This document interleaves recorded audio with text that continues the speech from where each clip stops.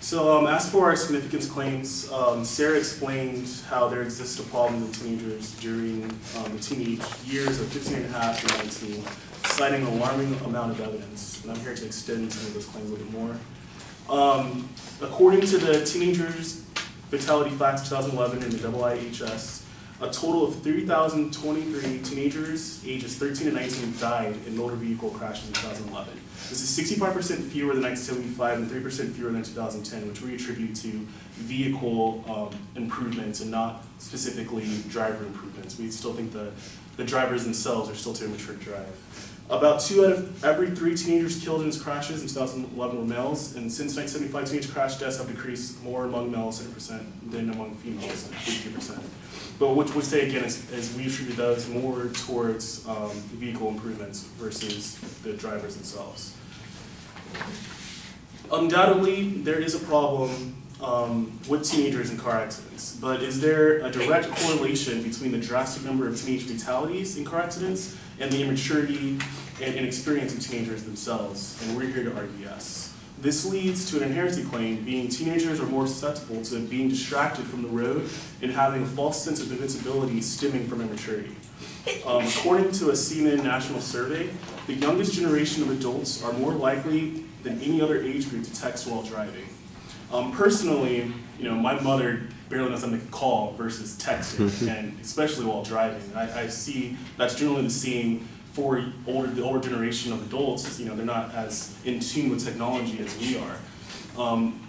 Cell phones are our second extension of ourselves as the younger generation, as young people.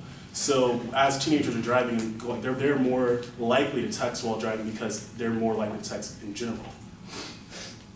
Also, according to the article Graduated Licensing Laws and Fatal Crashes of Teenage Drivers, a national study, also in the IIHS, fatal crashes of young drivers often occur when other young people are in the vehicle.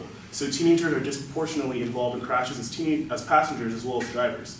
61% of teenage passenger deaths in 2007 occurred in vehicles driven by another teenager. So not only are teenagers more likely to text while driving and do other things while driving, when there's other teenagers in the car, statistics show that they're more able to get in accidents because they're talking to those teenagers, they're being distracted by those teenagers more, they have their attention more, they're then a responsible adult driving who knows how to put their attention back on what's more important.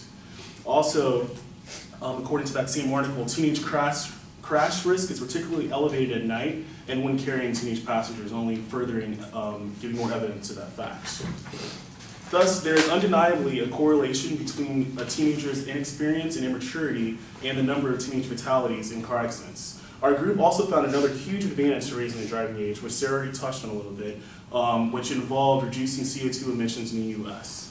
In 2011, the Harvard Review, according to the Department of Transportation in 2011, there are 9,556,240 licensed teenage drivers in the U.S. With 5.2 metric tons of carbon dioxide being emitted per car per year, this amounts at max, assuming every single teenager has their own car, 49,692,490 metric tons being produced per year. Now, we know that number won't be that high because every teenager doesn't have a car, but it's going to be around that number, and that's a lot of metric tons of carbon dioxide that we can reduce by lowering the driving age, as well as reducing the number of teenage deaths as well, because we know that they come from them being mature and experienced. Also, Harvard University research has concluded that pollution and congestion in 83 urban areas caused more than 2,200 deaths and resulted in $18 billion in extra Medicare costs.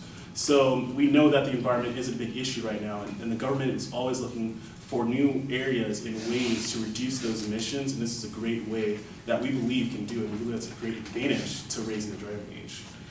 Our group has adequately shown the problems with teenage driving and the direct correlations which exist. So the final question is, what is the solution? Now, Sarah already touched on the solvency claim a little bit, and I'm here to extend it a little bit more.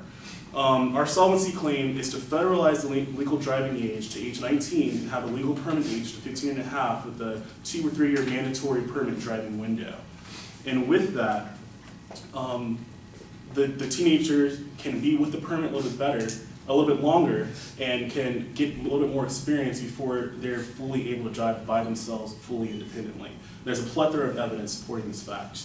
According to the same article in the IIHS, the national study, the longer the permit age was delayed, or the longer the licensing age was delayed, the lower the estimated fatal crash rates among 15 to 17-year-olds. Stronger nighttime restrictions were associated with larger reductions, and reductions were larger for laws limiting teenage passengers to 0, or 1 than laws allowing 2 or more teenage passengers or laws without passenger restrictions.